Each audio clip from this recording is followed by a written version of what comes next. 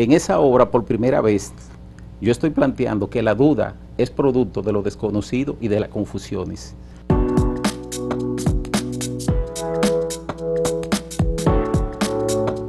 Bien, ¿cómo has recibido este aporte? ¿Cómo ha sido recibido en la academia? Porque no digamos el público en general, pero en la academia me extrañaría que no se le preste atención.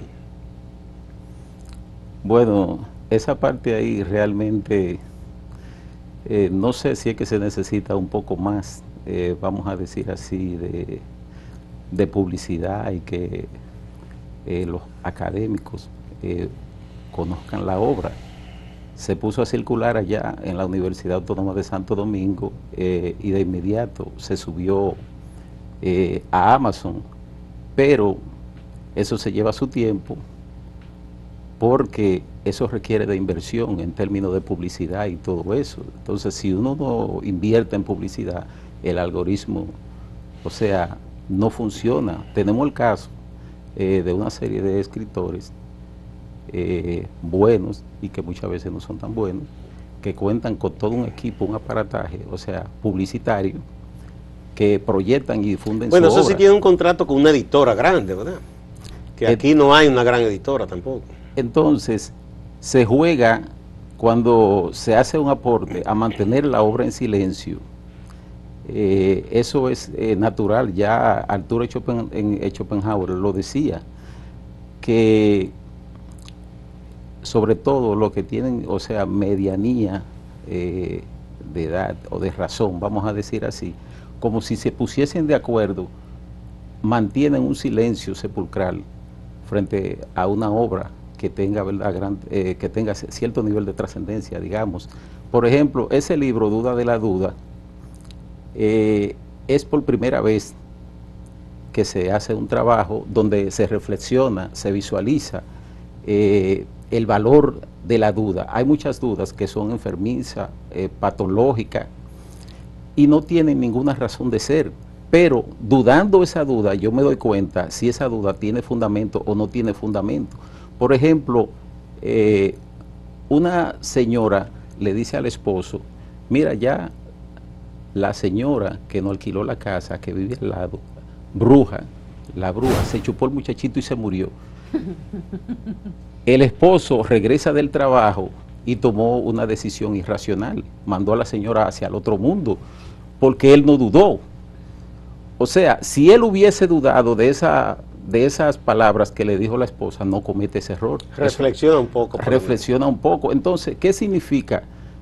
Que dudar, no de cualquier manera, sino correctamente, ayuda a prevenir errores y a buscar la verdad. En esa obra, por primera vez, yo estoy planteando que la duda es producto de lo desconocido y de las confusiones. Cuando yo tengo confusiones, yo dudo. Cuando yo desconozco, también dudo. Ahora, ¿quién lo sabe todo en el mundo? Nadie. Por tanto, todo el mundo duda. De ahí que la duda sea un fenómeno universal. Pero positivo también. Hermann Hesse nos dice que siempre hay que preguntar y dudar. Dudar siempre, preguntar siempre. Desde luego. Por ejemplo, René Descartes, a quien le agradezco mucho, en la modernidad, o sea, considerado el fundador de la filosofía moderna, tiene una obra muy interesante, El discurso del método, pero ahí él plantea una duda epistemológica, fundamentalmente. O sea, él buscaba la seguridad, la certeza de un conocimiento y elaboró una interesante frase que dice: cogito ergo sum, yo pienso, luego existo. Yo digo, yo dudo y luego pienso.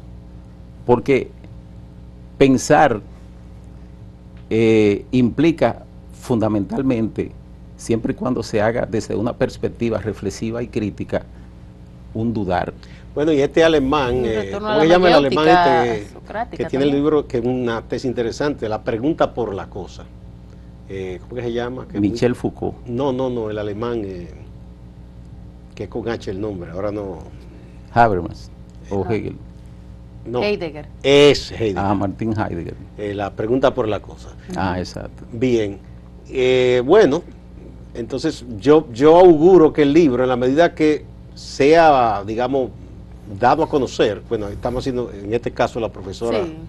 aquí está haciendo este aporte, trayéndolo acá, y que alguien que lo lea, lo comente, eso también ayuda a que otros tengan la curiosidad de buscarlo, de leerlo, ¿verdad? Aunque no se cuente con una gran editora, yo no sé qué tanto, bueno, no lo asumió la universidad, es un esfuerzo suyo. Eso es mío, fui yo. Tírame tantos ejemplares y empezar a venderlo. A bolsillos récord, como dicen los que graban discos. Exactamente. A bolsillos récord. Y a regalar y todo ese tipo de cosas. O sea, porque ese dinero uno nunca, No se piensa vivir de eso. nunca lo recupera. Entonces,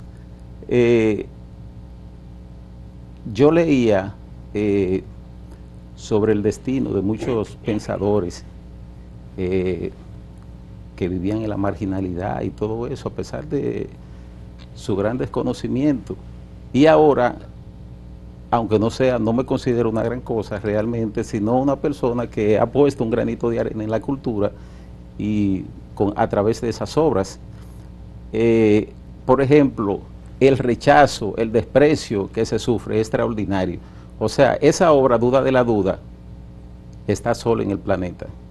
Desde la antigüedad a nuestros días, ninguna escuela de pensamiento filosófica y no filosófica se había ocupado de elaborar un texto sobre la duda. Apenas lo que hay son simplemente frases sumamente interesantes y significativas, digamos, sobre la duda, pero nunca se había elaborado un texto. Y ese es el primer libro a la luz, no solo de la tradición antigua de la Edad Media, sino a la luz de este tiempo, porque ahí yo tengo temas, por ejemplo, sobre la duda y las redes, sobre la duda y la tecnología.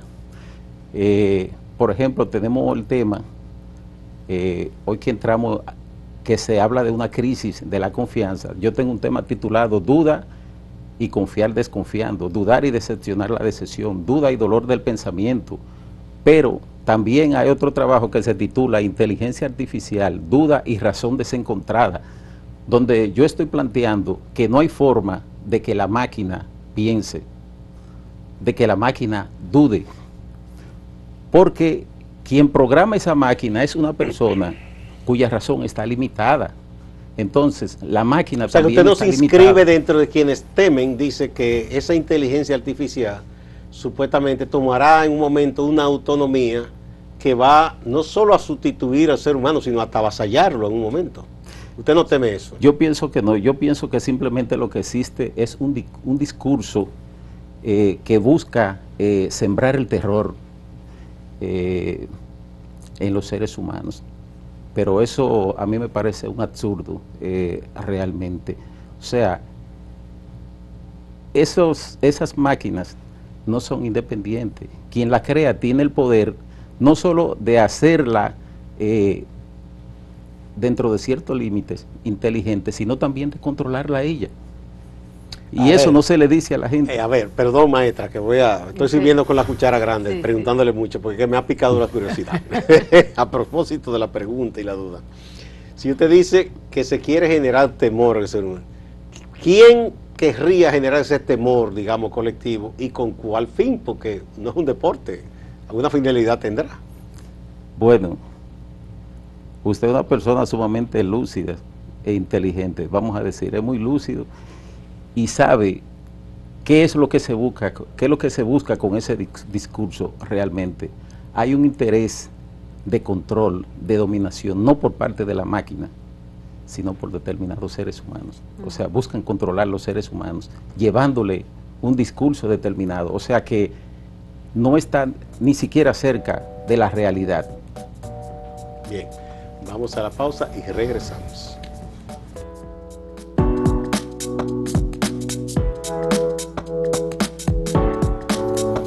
Continuamos en Interacción Académica, doctora. Con Joseph Mendoza, ¿existe un interés de quienes manejan las grandes corporaciones de inteligencias artificiales que tenemos en el momento de propagar un discurso atemorizante? Y surge la conclusión de esa premisa que seres atemorizados, seres humanos atemorizados son manipulables con mayor facilidad, y en ese punto nos dejó el maestro Joseph Mendoza en el segmento anterior. La actualidad, ¿cree usted que esos discursos totalizadores, esa digamos intención de atemorizar, qué es lo que busca en su perspectiva? Además de manipular, ¿manipular para qué? Yo leí en una ocasión una novela titulada 1984, donde se habla fundamentalmente de controlar el pensamiento. El gran hermano. De las personas. Entonces, con eso se busca eso, fundamentalmente, y ha venido surtiendo sus efectos, ese tipo de discurso, fundamentado en la falacia, en la falsedad, realmente. Hay muchos seres humanos que están temblando por eso. Y me recuerda el caso de Bauman, por ejemplo, el miedo líquido, donde, entre otras cosas, realmente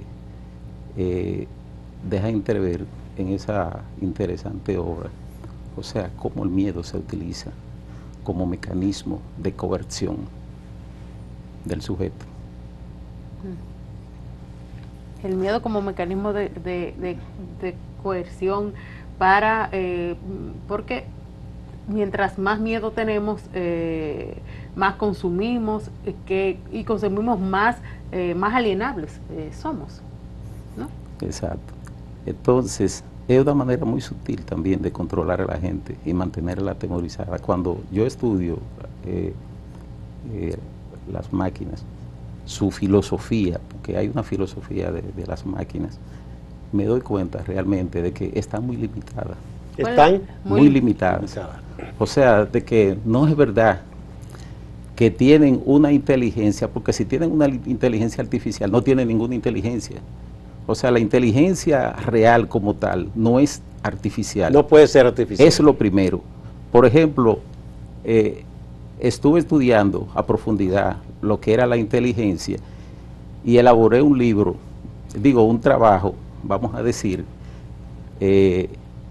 sobre la inteligencia emocional y la sabiduría emocional, donde yo estoy planteando, por ejemplo, que la inteligencia emocional es una cosa, tiene que ver con la capacidad de comprensión y la habilidad para algo, pero la sabiduría llega con los años. Entonces, eso de inteligencia artificial, por ejemplo, de que para controlar mis emociones, mi pensamiento, eso es un sueño que se le está vendiendo a la gente. Y la obra es buena, pero yo pienso que debe de complementarse con la sabiduría, emocional, que es la que duda. O sea, la sabiduría llega con los años, pero la inteligencia no. Usted se puede encontrar con un joven que es sumamente inteligente, pero no es sabio. Sin embargo, se puede encontrar con una persona sumamente sabia que no es inteligente. Entonces, se hace más que necesario combinar la inteligencia emocional con la sabiduría emocional para que verdaderamente sea efectiva y el sujeto pueda dominar sus emociones, sus pensamientos, y más que eso, el pensar, porque entre pensamiento y pensar hay una gran diferencia. O sea, yo conozco porque sé pensar y tengo un pensamiento que es donde surge el pensar, pero ese pensamiento recibe muchas cosas, tanto de manera interna como externa, que le dan que pensar, pero eso yo lo analizo es justamente con el pensar. O sea, que el pensamiento no piensa el pensar, sino que el pensar piensa la realidad, se piensa a sí mismo y piensa el pensamiento. Maestro, si dudamos de la duda, entonces ¿cómo llegamos a la verdad? Bueno, recuerdo una lectura muy reposada que realicé del Tratado Lógico-Filosófico de Wittgenstein, donde, entre otras cosas, él sostiene que de aquello que no podemos conocer, no podemos hablar, lo mejor es callar. Y yo digo que de aquello que nosotros no podemos conocer, dudamos. O sea, como dije hace un momento, la duda es producto de lo desconocido y nadie lo conoce todo, ningún ser humano, porque como dijo el filósofo Kant, la razón es limitada. Entonces, hay muchas cosas que el ser humano desconoce. Por tal razón, tiene que estar dudando permanentemente, o sea, no tiene otra salida. De ahí que uno dijese en una ocasión que la vida misma es la duda. De modo que el ser humano no tiene otra opción que aprender a dudar, porque siempre estará dudando. ¿Es la duda una virtud? Bueno, ya la virtud entra en otra parte, en lo que tiene que ver con la ética. O sea, la duda es una expresión epistémica, digamos así, o noxiológica. Pero no es que yo quiera dudar, es que mi desconocimiento me arrastra a tener que preguntarme sobre las cosas y por tanto a dudar las mismas y a llenarme de incertidumbre. Bien, muchas gracias. Estos son temas interesantes que llevan a la reflexión. En Cuesta están sus libros, maestro, ¿verdad? Bueno, está el de las mujeres filósofas, está en mujeres Cuesta. filósofas, pero la duda no lo pude llevar a Cuesta. Está disponible en Amazon. Ambas obras están en Amazon. Pero en dado caso, yo creo que podemos dar un contacto. Yo no sé si ustedes tienen contacto para quien le interese, ¿verdad? Además de que pueda ir a Cuesta. ¿Están en el economato de la UAS? ¿Están? No están. Deberían estar ahí, pero de un contacto o algo, que sea un correo o algo que se les pueda contar. Bueno, tengo un correo, mendozaregalado@90gmail.com y mi teléfono es 809-847-2474. Repitamos el teléfono, 809-847-2474. Ahí ustedes contactan al profesor Joseph Mendoza si quieren hacerse con estas obras tan importantes, tan interesantes. Y el pensar, señor, es bueno. Sí. Dudar, yo por eso lo provoqué con si era una virtud. Yo creo que es positivo, es un punto de partida. Alguien dijo alguna vez que era como el principio de la sabiduría, dudar. Porque a partir de ahí usted busca conocimiento. Fue Aristóteles. Exactamente. Muchísimas gracias, profesora Iber Guzmán, siempre por esta sección Interacción Académica. Y a usted también, profesor, que hay que decir que es una de nuestras firmas de lujo en Acento también, el profesor Mendoza. Bueno, gracias. Gracias a ustedes, amigas y amigos, no se vayan, que hay más en Acento TV y Acento Portal.